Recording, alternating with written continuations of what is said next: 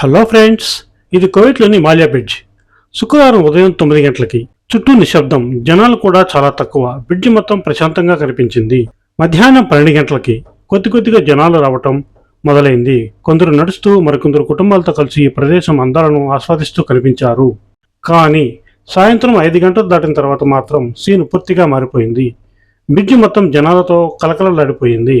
ఇసుక వేస్తే రాలినంత ప్రజలు కనిపించారు.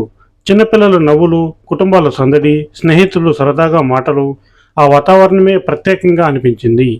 విదేశాల్లో ఉంటూ వారమంతా పనుల్లో బిజీగా గడిపే మన వాళ్ళు ఇలాంటి సెలవు రోజుల్లో ఇక్కడికి వచ్చి తమ స్నేహితులతో, బంధువులతో కలుసుకుంటారు.